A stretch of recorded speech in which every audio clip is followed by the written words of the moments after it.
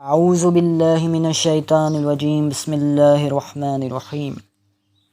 السلام علیکم معزز ویورز، میں آپ کا بھائی علی رضا جعفری اور آپ دیکھ رہے ہیں جعفری انفو چینل۔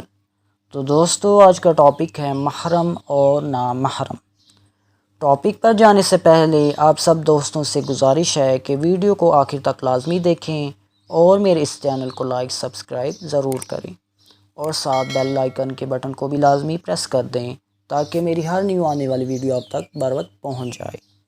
تو دوستو، چلتے ہیں آج کے ٹاپک کی جانب، محرم اور نامحرم۔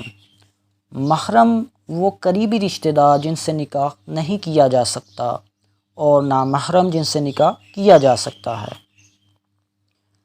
قرآن مجید فرقان حمید میں ارشاد باری تعالیٰ ہے، سورہ نساء آیت 2425 میں، مسلمانوں، حسب ذیل عورتیں تم پر حرام کی گئی ہیں، تمہاری مائیں، دادی، نانی وغیرہ، اور تمہاری بیٹیاں، پوتیاں، نواسیاں، اور تمہاری بہنیں، اور تمہاری پھوپھیاں، اور تمہاری خالائیں، اور بھتیجیاں اور بھانجیاں، اور تمہاری وہ مائیں جنہوں نے تم کو دودھ پلایا ہے، اور تمہاری رضاعی دودھ شریک بہنیں، اور تمہاری بیویوں کی مائیں یعنی ساس، اور وہ مادر جلو لڑکیاں جو گویا تمہاری گود میں پرورش پا چکی ہیں، اور ان عورتوں کے پیٹ سے پیدا ہوئی جن سے تم ہم بستری کر چکے ہو۔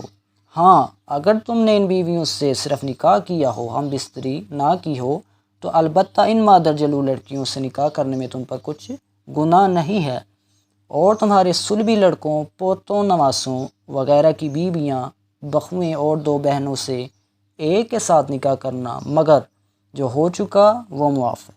بے شک خدا بڑا بخشنے والا مہربان ہے۔ اور شوہردار عورتیں، مگر وہ عورتیں جو جہاد میں کفار سے تمہارے قبضے میں آ جائیں، حرام نہیں۔ یہ خدا کا تحریری حکم ہے جو تم پر فرض کیا گیا ہے، اور ان عورتوں کے سوا اور عورتیں تمہارے لیے جائز ہیں، بشرطے کہ بدکاری و زنا نہیں، بلکہ تم عفت و پاکی دامنی کی غرض سے اپنے مال مہر کے بدلے نکاح کرنا چاہو۔ سورہ نور آیت 31 میں ہے، پردے کی سخت پابند ہوتی ہیں، عصمت اور نگاہوں کی حفاظت کرتی ہیں، کسی نامحرم کی نظر خود پر نہیں پڑنے دیتی۔ حضرت سیدۃ النساء العالمین فاطمۃ الزہرا سلام اللہ علیہا سے جب پوچھا گیا، جب ان کو پتہ چلا اور ان سے پوچھا گیا کہ عورت کے لیے بہترین چیز کیا ہے، تو آپ سلام اللہ علیہ نے فرمایا، نہ اس پر کسی نامحرم کی نظر پڑے اور نہ اس کی نظر کسی نامحرم پر پڑے۔ جب آپ کا یہ جواب آقا صلی اللہ علیہ وآلہ وسلم نے سنا تو فرمایا، فاطمہ میرا ٹکڑا ہے۔ السلام علیکم ورحمۃ اللہ۔